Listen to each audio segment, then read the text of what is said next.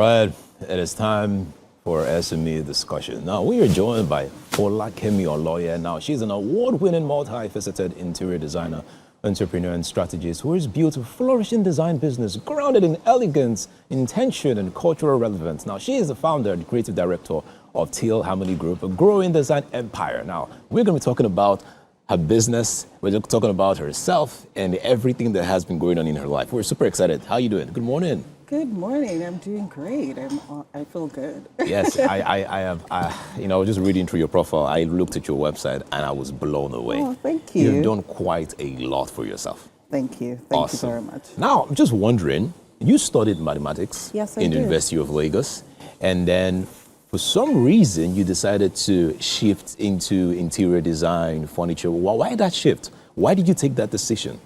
Honestly, when I think back in terms of taking the decision, I always wonder if it was intentional or not, because it was quite blurry. So my dad studied civil engineering, All right. and when we grew up, growing up as a child, we did DIY together. So a lot of maybe if we buy a fan, my dad would say, yeah, let's read the manual. We'll read the manual together, and then we will use all the Allen keys and all of that. And I think just having that background made a shift in how I saw things, majorly in terms of problem solving. Yeah. So studying mathematics, I thought to myself, I thought I was going to be a lecturer. Ooh, Maybe okay. that's why I also like teaching, because I do like teaching. I thought I was going to be a lecturer. And I never saw interior design in the horizon because at the time I didn't even think it was a profession, because I remember growing up, we didn't use interior designers in our homes. What would happen is you want to change curtains, you want to buy a sofa, you just go buy what you need to do or call someone.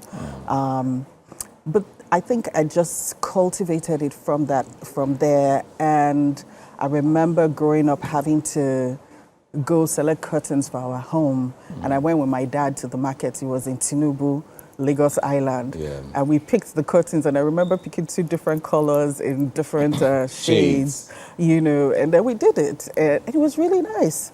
But I had no idea that I was going on that path. And it took a while, but eventually, by the time I'd graduated for quite a bit. Yeah. I shifted into interior design, not intentionally, but from there I've grown and I've, trained and gone to school to become a professional. Wow, you are indeed a professional, because I Yes. was reading through your profile and I realized that you had created the store for Adidas front store. Yes. Then you've also worked with Maven's headquarters as well. Yes. Now, which of these has been the most challenging while you were working with them? So for Adidas, we were brought on as one of the contractors. Okay. It was designed by a notable architect in Nigeria. Oh, wow. Yes, and so she pulled together different... She? Yes, it's a she, Tosi Oshinowa. Okay, awesome. So she pulled together different contractors, and they brought us in as the interior finishing contractor. Okay. And it was quite good because it was multidisciplinary. We got to work with multiple people from different disciplines across Africa, across the world, really, and with different people handling different aspects. I'm really grateful for that because it exposed me to a different kind of work. And when I say me, I mean like us as a team. The whole of us, because it exposed us to a different way of doing things, and we learned so much from that experience that we started applying it to how we do things. So from, it was, and because it had, the design was the interior fit out design, it was an international design that was brought in, so we had to work with doing that. She did the architectural design, and I'm open, but yes. Yeah. So we got to work with multiple disciplines, and just working with different people from different time zones. It was good. It was such a fantastic learning opportunity for us, and even operational wise, how we started. Even we shifted our operations just based off that experience. All right, now, speaking of your company, you have Teal Harmony, Yes. and then you also had Furniture Showcase. Yes. The one where you were trying to prove to the world that home-based items and furnitures can really work and serve the people. And how's Yes. that been for you?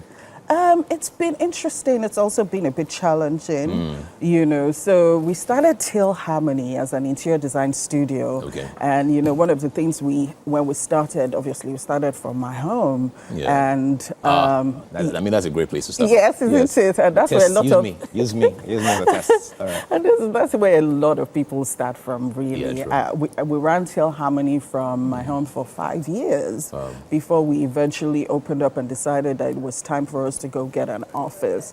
And by this time, we were busting at the seams. It was pressure. It was time for us to expand. So we got our office. But one of the limitations we had was that we were outsourcing most of the furniture that we were making here in Nigeria. And what that meant was that we did not have control in terms of like what was going in the furniture. So furniture, as you see it, you know, like when you look at this chair now, what you see is just basically, I'll say the facade, because all you see is the fabric and you see the stitching. But that is nowhere what furniture is all about. This is just like a 10% part of it, because this is the experiential. This is part of the experiential part, but there's quite a bit that goes into it. And we wanted to be able to control what we were producing. So not just that it looked great, but we could beat our chest and say the quality of what we've done, we can go to sleep. And that was how we started the furniture showcase, and I'm quite grateful for it. But also, it then meant like a different thinking, you know, because now you're now in manufacturing. So there's the design aspect, but the design aspect ends up being like what, maybe 20%, but most of it is now, you know, you're in manufacturing and you're thinking about all those manufacturing, accounting, and all of the other aspects, machinery. How do you put all of this cost together? So it was different, but it was a good learning experience. But as we did that, one of the things we also found out was that people struggled when they wanted to buy furniture. So if you want to buy a sofa, one of the struggles I had, if I wanted to buy a sofa, for example, if I went into a retail space, they would tell me to buy the whole sets. So I have to buy the 3-seater, the 2-seater, the singles. And sometimes you're doing a project where you needed just one chair, or I just needed a 3-seater, so if I didn't need the whole thing. And I realized that this was becoming one of the problems that we're having, especially like, you know, the way spaces are being constructed these days, they're not as big as they used to be. So sometimes you don't have the luxury of being able to put all the complete set in a space, and that's why we launched Till Culture. So Till Culture. Till Culture. Okay, so you have Till Harmony. So we have Till Harmony, the design studio. People like Till Foods. I know. They'll probably be bringing like foods to the kitchen. Who knows? I'm just saying. It could just blow into anything. Yes, or Till Movies. On Till I like that. Till Movies. I may just explore Till Movies because I like media, you know. See? Yeah. You see? On Till TV. On Till TV. Or you talk about furnitures. But let me allow you. Yes. So we started Till Culture. Till Culture is our retail space and majorly focuses on residential furniture and everything you need in a residential space, pretty much. All right. But one of the things that we love about what we do is the fact that it allows a lot of flexibility. You're able to pick one piece, two pieces, and you know you're not compelled to pick the whole thing. So that's how we have evolved over time. So yes. Now, when people hear the word interior designing, when you tell people about interior designing, the first thing that comes to mind is it's expensive. It is expensive. You know, it's too much. Do we really need, you know, interior designing? I'm just asking. So, does it always have to be expensive? So, honestly, I'm not gonna lie, it's a bit pricey. It's a pricey service. It's a pricey service because it is one of those, like when you have identified that this is what I need. So say for your home, this is what I need for my next level, or this is what it is that I want to achieve. It's a discipline that is very,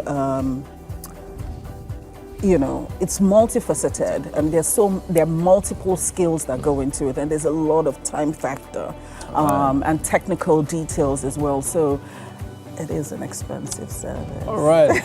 Thank you very much for that one. For those of you that are home, they're probably wondering how you can get your interior designs done. You can actually just follow her on the social media. You can ask more questions. You can also visit her website. Yes. It's going to be on the screen as well. Yes. Thank you very much. That is all that we can take at this time. You have an amazing smile, by the way. Thank Please you. just keep smiling. Even if you're collecting money from people, just be smiling. Thank you so All much. right, guys, that is all that we can take at this time, but we still have a lot in store for you guys. It's Wake Up Nigeria. Do not go anywhere. Just sit down, relax, cross your leg. Let's continue. Let's show.